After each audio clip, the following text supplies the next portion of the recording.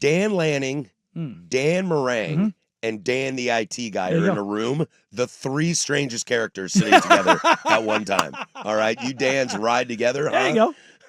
There you go. You know, shout out Dan at IT. I love that guy. Simple things in life, right? Your Oregon Ducks, Danny, your Oregon Ducks defeat Iowa 18-16 in, for a low-scoring game, I found this game absolutely fascinating. I really, really enjoyed watching this football game.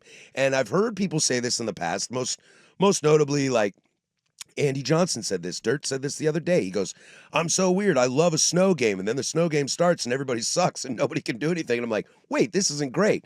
This was kind of that, but the opposite. I thought despite nobody being able to really do anything, it was still a very intriguing, I can't take my eyes off game. And I don't know if that's because we sit here in Duck territory. We are 105.1 The Fan, home of the Ducks. But I found this game massively entertaining.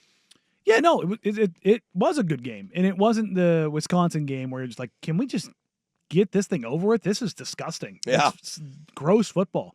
We were talking to Dusty pre-show and like asking him how bad was the weather actually, because there's what it looks like on TV versus what it actually was. And he was like, way better than it was against Wisconsin. Yeah, he told us that the Wisconsin game was worse.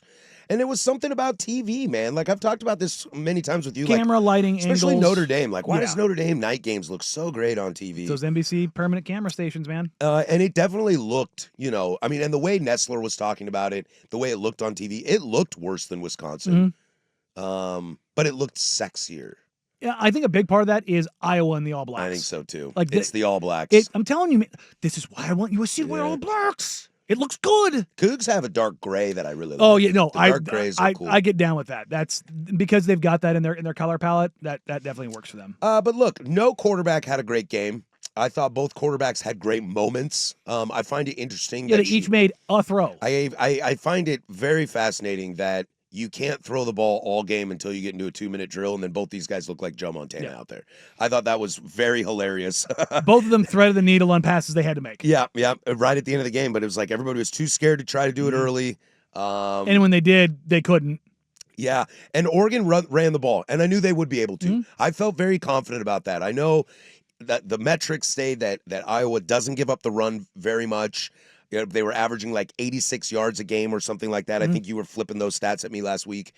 I saw Noah Whittington when he had that big quote-unquote run of 27 yards. I was like, he's going to go over 100, and they're going to win this game because of it. Yeah, and throw on another 50 from Davison, and life is great, man. What's really interesting, though, is Oregon ran the ball between the 20s. Yeah, they did. And that's what Iowa says. Like, go ahead. Yeah, they're like, show me. Go ahead. Because when we get in the red zone, you ain't getting it. I know. Even De'Aaron Hill, who's not like the type of back you want in that situation, he had some nice carries. Yes. He had some big moments for them. They had plenty of... Look, Oregon leads the nation in explosive runs. They came in, I think they had 54 or 55 explosive run plays, I think is what it was. And you saw that.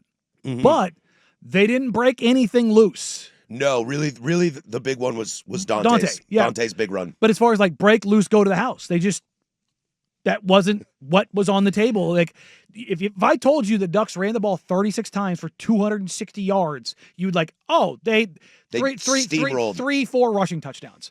Uno. Yeah, and it's 28-7. Yeah, is the final score. Yeah, and instead, that's it. That's the offensive score.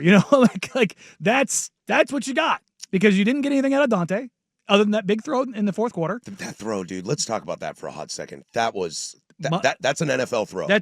I know you are a little iffy on him as an NFL quarterback, but that was an NFL throw. That's the tantalizing thing. Like that's where if you are a Dante guy, that's what you see. And I'm a Dante guy, so I live on that throw. I'm like, see, that's where it is for me. The other one he had earlier this year was to Malik Benson on the sideline with the Penn State game, where you're like, "Whoo, that's a throw!" Like, but he's only had probably 4 of those throws this season. Yeah, 5. He is such a polarizing quarterback because against garbage teams, dude, he lights them up like he should. Against the better teams? Against the better teams, yeah, but it's weird, too, because what I see is a guy who's slowing down intentionally, who's stopping and realizing, like, I'm not going to try to go ball out. I'm just going to let this game come to me. And I don't have an issue with him being, quote-unquote, less productive against big teams because I think he's just trying to be careful.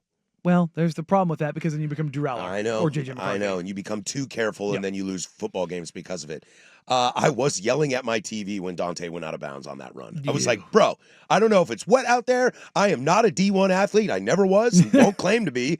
I couldn't run that far and not get winded in any moment of my life. So I'm not trying to, but dude, pick up the pace, man. Let's go here, dude. You can take this to the house. And if you take this to the house, this game is over. Yeah. And he didn't. I was worried that he pulled up from a hammy, and they made it sound like on TV, Nestler was talking about it, and it made it look like he pulled up and had a little hammy. They asked Dan Lanning on the sideline. He was like, they go, is Dante okay? Is anything wrong with his hammy? And Lanning just like looked at the camera with this ass-eating grin and was like, he good. Yeah. If you had told me there was a safety in this game, would not have taken Oregon to be the one to get it. Not in a doubt. Not in a second. And that ended up being the defining play of the game. For those Score-wise, or not aware, it was an 18-16 game. Shout out Sappington for stepping up and being nails. That was a big kick. It wasn't a 50-yarder. No. It's a 39-yarder where it was right where he wanted it to. It's a big kick, though. But for him to go up there and have it be nothing for him. Well, let's walk into this situation for a moment. Once again, Oregon has a team on the ropes. It's 13-7, still a one-score game. It's 13-7 going into the fourth quarter. And again, against a big opponent, the defense seems gassed. And I'm not saying they're bad because this defense proved a lot to me this weekend. I thought the corners played nice. I thought the D-line was insane. And outside of Tuiati bumping into his own dudes, I thought he was fantastic as well. But once again, against Indiana, against Penn State, and now against Iowa, you're giving up points in the fourth quarter. You're kind of letting teams back in. And Indiana was the better team that day, but that game and Iowa wasn't. And Iowa was not. But that game was tied in the fourth quarter. Penn State, dude, they scored a touchdown, and the camera cut to Dan Lanning, and he looked at Tosh Lapoy and said, "It's over." And it was not. Yeah. And this is another team. Now, some of that is just desperation, and Gronowski was a baller at the end of that game. I felt so bad for him that they lost because he balled out in the fourth quarter. So I don't know if it's just a little bit of that, if it's Drew Aller's back is against the wall and he's got to make plays happen, and that's just kind of how the cookie crumbles. But this is another game in which the fourth quarter teams are getting back into the game. The pucker factor raises quite a bit. Very much so. And that's a concern for me, and it should be if you're an Oregon Duck fan. So Oregon did an incredible job against Iowa in the run game defensively. They held them. The final stats is 43 carries for a 101, but you had the 39-yard loss that ended up turning into that. I take that out of the equation. I always do. So they held them to basically 3 1/3 yards per carry, which hell yeah, because this Iowa running game had been going. They had been pretty damn efficient. So you took that away, and you know that Iowa, no matter what the weather, is not really going to throw the ball over the field.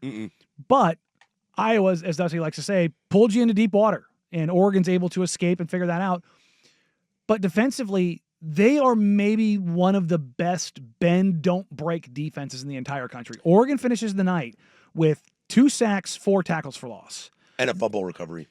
But they are just... 2 of them. They are just not in the backfield, right? Almost ever. And you talk about this all year, but you're not getting past that first line either. It's where a little bit of the metrics are kind of misleading for Oregon. They don't give up big plays. It makes their defense, I would say, look weaker because they don't have high sacks, high interceptions, high TFLs. Exactly. Like, the disruptives aren't really there. And it's hard. Defense is so hard to metric out sometimes. But that's why I think this defense is incredibly underrated. But they stack up. They really do. They stack up, and they don't let you get big plays.